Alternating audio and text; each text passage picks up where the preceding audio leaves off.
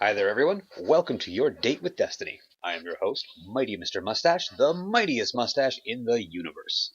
Over the course of these videos, I'll be exploring the lore of our favorite game, digging deep into the known facts, the rumor, the myth, the conspiracies, and all the other things that can be found in the Grimoire. As we get to grips with the deeper story behind the light and the dark and all of the characters, you can enjoy some footage of my clan and I playing through the game's content. If you'd like to join us in our little shenanigans, feel free to contact Delhandrel on PS4 and apply to join our clan, House Stormwind. You can also subscribe to my channel, and of course slap a like on this video and help a fellow gamer out. Today's footage is not actually going to be gameplay. Since we're talking about the Traveler, I thought we'd just sit in the tower and enjoy the view of our big spherical space Jesus. Our direct contact with the light comes in the form of this fellow right here, the Traveler. A sphere the size of a city that arrived in our solar system many centuries ago, at least in the game's timeline. We can't be sure when that was, but we were still only living on Earth, and after detecting the Traveler as it visited other planets in our system, we finally sent a manned mission to Mars in order to find it. That mission was called Ares 1, and it arrived in time to see the Traveler make it rain on Mars for the first time ever. It's never made clear why the Traveler chose to approach us, and that's kind of strange because everything we know about it says it did not do so often. The Traveler generally influenced races and civilizations from a distance, and rarely if ever did it actively communicate with them. The only hard evidence we have of some special event changing the Traveler's usual MO is from the dreams of Alpha Lupi. Alpha Lupi dreamed visions from the Traveler's point of view, although they are cryptic in nature and only hint at the truth. The Traveler was granted a vision of a face coming from our sun, and a feeling of confidence that it had not felt in a long time. Something even greater than itself seemed to be pointing it towards our little corner of the universe and encouraging it to make a stronger effort on our behalf. It began a vast undertaking of terraforming the rocky worlds of our solar system, making a garden of Mercury and opening Venus and Mars to colonization. There's also strong evidence of colonization of the Moon and of the outer planets like Io and Europa, with hints in the Grimoire that we also colonized Titan and even others further out. What we never really understand is how. What sort of technology does the Traveler use to kickstart this great advancement? Is it nanotech like SIVA? That would make some sort of sense, seeing as SIVA became such a major issue and could apparently accomplish almost anything. Or did the Traveler just dump a mound of blueprints and formula on us, like templates for building everything we might need and ways to gather the resources we hadn't thought of? Was SIVA our eventual attempt to mimic the nanotech of the Traveler, or was SIVA actually that very tech? Which could explain how we lost control over it at the ending of the Golden Age. It's fairly certain that whatever the Traveler did to terraform the planets and moons around us, it did not share that power with us. While the game of Destiny has much in it that is built from Golden Age technology, nothing on the level of planetary transformation is even hinted at as something humanity can achieve, or even achieve during the Golden Age. My personal theory is that almost everything associated with the Traveler and the Light is a test to see what we do with the gifts we are given. Do we build a better and more moral and just society, or do we take the power and lust for more, seeking to conquer or enslave? There's never any mention of the Traveler bringing us any sort of faith, or even encouraging a faith in the light. It seems to arrive, and the light is there, advancing us, for good or evil, with no special sort of guidance, the kind you might expect from something that could be seen as a god. Its enemies certainly have a love of that term, god. The rulers of the Hive are worshipped as deities, and the greatest of the Ahamkara are known as the worm gods. Are there gods of light out there in the deeps of space? Beings like the Leviathan who have ascended and who we might worship if they so desired? Or is the desire to be worshipped a symptom of the darkness, something only found within its ranks? And did the fallen fail because they worship the Traveler as a god machine?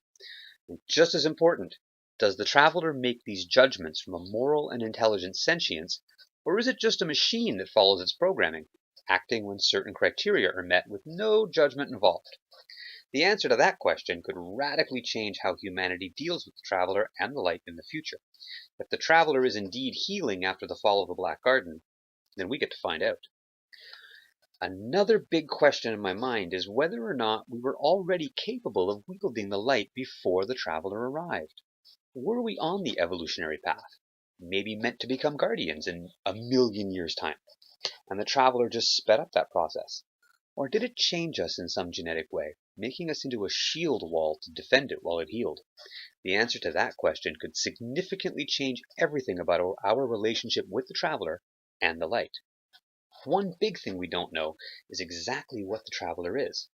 Is it a very small Dyson sphere, or a vast ship? Does it have a crew? Or is it a great machine moving from system to system, sampling what it can find and building according to its programming?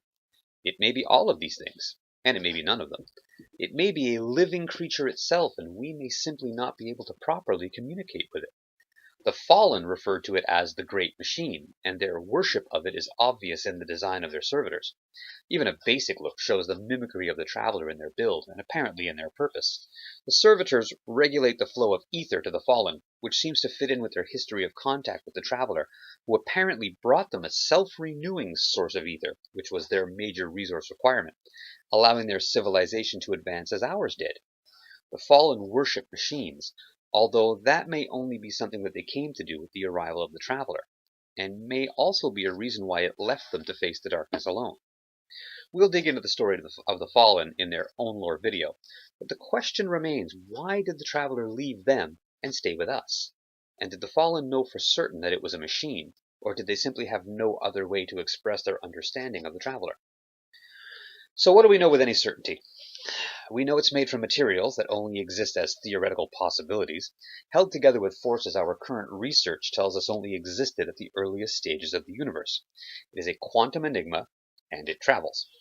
We also know that it can generate powerful defensive shields. That shield now defends the city, the last and only city humanity has left.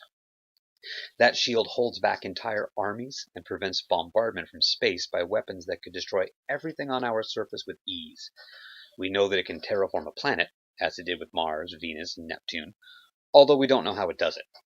It can create incredibly complex artificial intelligence, like the ghosts, which seem to be AI constructs with a seemingly full range of emotion, who understand incredibly esoteric human concepts like sarcasm and slang.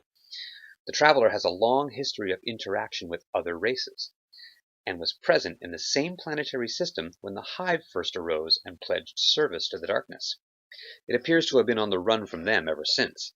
The Leviathan knew of its presence and its purpose, meaning that it is only one of great and advanced beings who ally with the light. As I said in an earlier video, I believe the Traveler is a probe, like Voyager 1 or Voyager 2, sent out to contact whatever might be out there. It has a mission, and a set of protocols it follows for developing new races that might become part of the light. It might be enough to set us on the path. Every new race that it advances might increase the power of the light like a great pool of energy, weakening the hold the darkness has over the universe. That would potentially explain why it leaves when it is in any danger.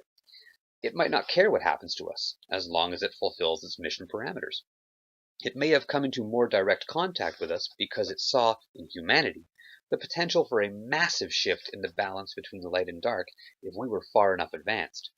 It certainly played a wild card by releasing the ghosts to find samples of human DNA capable of being supported and maintained by the light, and the Guardians were the result. But why didn't it leave when the darkness found it among us? The evidence in the Grimoire says it certainly did try, and that Rasputin, the AI warmind tasked with the defense of Earth, had protocols in place to stop it leaving by any means necessary. The damage to the Traveler shows a definite physical attack from its underside, which may indicate it was fired upon by Earth's orbital platforms. The Grimoire entry about Rasputin and its protocols also suggests that preventing the departure of the Traveler was meant to force it to protect us as a side effect of protecting itself. Two major things concerning the Traveler occurred when it was damaged and settled over the last defendable city on Earth. It released the ghosts, which seem to have created the Speaker as well, after which it fell silent. The Speaker now literally interprets the will of the Traveler for us, which lends some credence to the idea that humanity was capable of communicating on its own with the Traveler before the fall of the Golden Age. The ghosts do not claim to know much of anything about the Traveler, except that they are tasked with finding humans capable of being sustained by the light and bringing them back from the dead. So what does that leave us with? The Traveler is potentially an advanced scouting probe for the forces of the light, on a mission to find new allies and create obstacles for the darkness. Or it may simply be on the run, creating advanced civilizations as it travels as speed bumps to slow down the darkness as it flees across the universe. It may want to help us first and fight the darkness only because there is no choice, or it may want the destruction of the darkness, and no price is too high to pay, including the extinction of uncounted races and cultures. Considering its philosophy of accepting the limits of a mortal life and doing the best we can with it, that may be the harsh and ruthless truth. Only time and more information will make that clear. I want to thank you so much for taking the time to listen to this little lore video, and I look forward to your company on the next Date with Destiny. I've been your host, Mighty Mr. Mustache, the mightiest mustache in the universe. You guys have a great day.